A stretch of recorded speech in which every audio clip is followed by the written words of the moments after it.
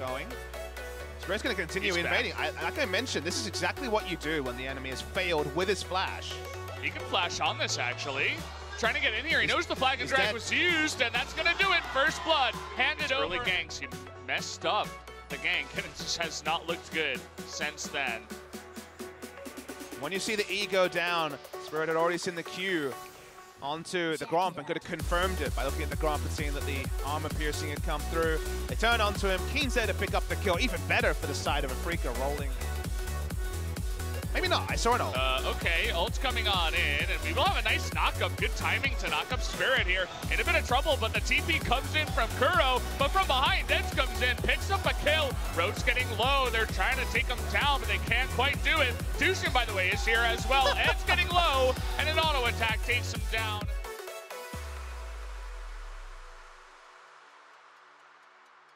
The demolish, but maybe we'll see a little bit more. It'll have to be, you know, very, very popular for that to come out, but you can see how Rich gets locked down here. Yeah, the information was available to Kongdu Monster. That's why Raze was topside, but Raze is level 8 and came in at half health. A million teleports come in because that's the meta we're currently in. Very, very difficult to keep track of.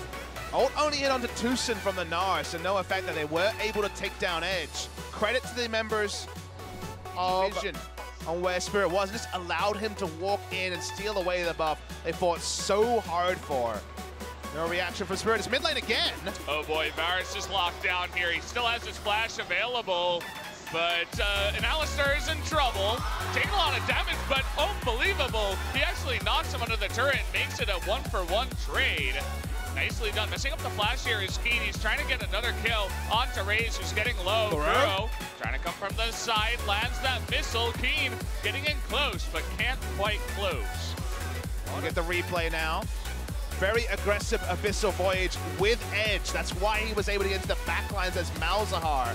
Didn't even need the flash to make that one happen at the start.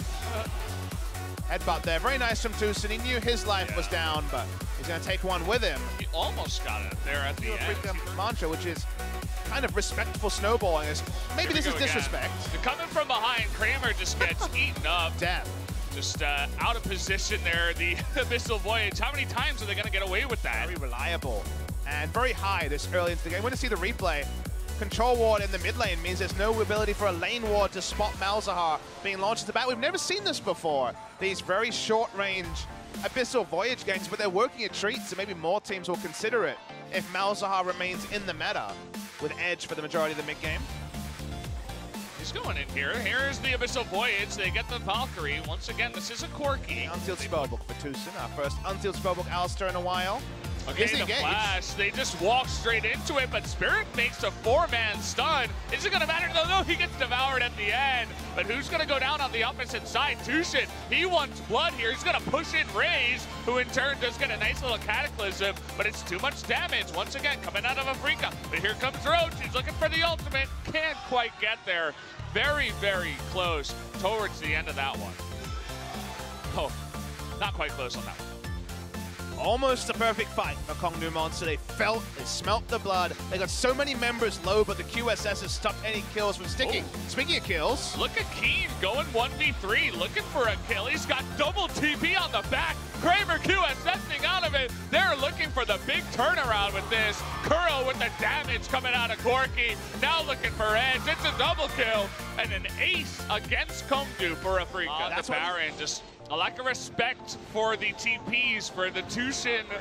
The thing about multiple Trinity Force teams is that they want to keep fighting after the initial burst is done, but what do we say about Kongdu? They have one round of damage, then they really fall away. So while it looks good for Kongdu at the start when they're able to get a single pick onto the Jax, you think, okay, game's decided, gone 1-for-1. They're chasing away so many members of Afrika. They're all so low. The fight's over. No. Remember, all the teleports are up. They're not able to register any kill with the side lane because any two people deletes the turret. Trinity Force or Varus will be involved in any of those side lane pushes. We're going to see the replay. It looks insane from Keen, but he's not trying to get kills. He's trying to buy time. Tushin comes in. Doesn't even matter if the headbutt pulverize hits. And Kuro, man mode, straight onto Edge. Picture in picture, we're seeing more kills. We got a Devour here, but it just looks like a total rout on the side. A couple of members are going to go down. The two tanks, Raze and Secret, on the backside. We got a 1v1 in the top lane.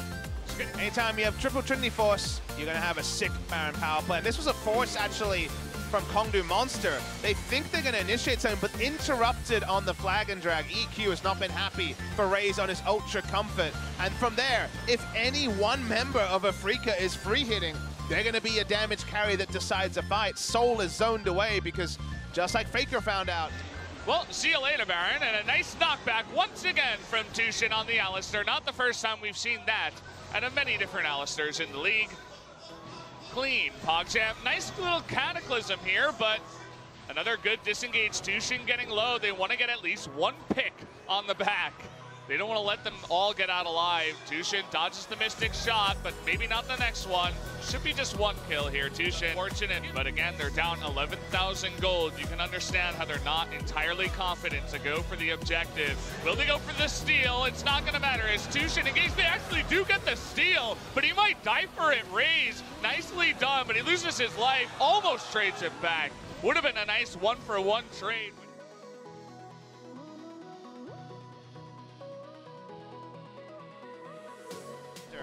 And from there, the Hextech Ultimatum really hasn't been used in any of these fights. We see the replay.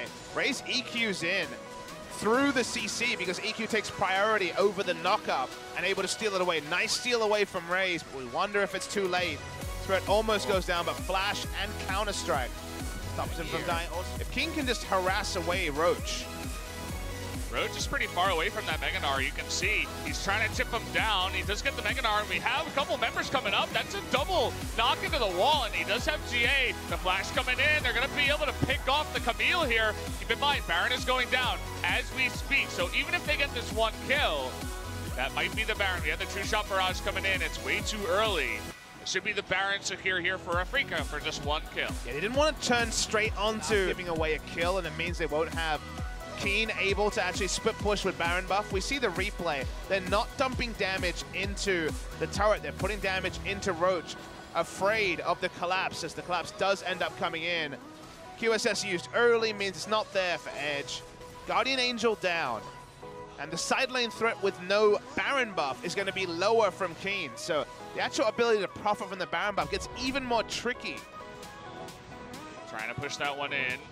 Okay, here we go. The Abyssal Voyage coming in, and Keen goes forward, trying to get a kill. In the meantime, Edge gets low, but shot barrage on the top lane that has the super minions coming in, but there's that engage. They try to come in. Is Tushin trying to get onto Raze? He will go down on the backside. Will this just do it? In comes the Jax. We do have the Cow getting a little bit low. Actually, it was the Camille, but finally the engage comes in towards the end in the last rush, and Afrika, they find the key to end the game. Good engage.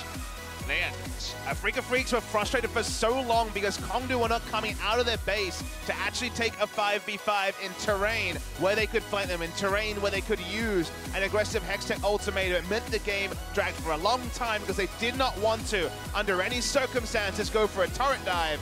5 for 1 was the trade. This will be the end of the game, and Afrika Freaks extend their win streak to 7. Took them a long time, but they knew exactly what they were doing. Patient play leads to their eventual victory here at 51 minutes. Lots of flexing on the wrists after that one. Very deserved one. We'll see if they can extend this to 2-0. I think after a draft like that and a game like that, Kongdu will have to go back to the drawing board and say, okay, are we going to draft a composition to go directly up against this, or will we just target it directly through bans and through taking away some of their picks? It was the correct game plan from Afrika, even if it dragged out, because they knew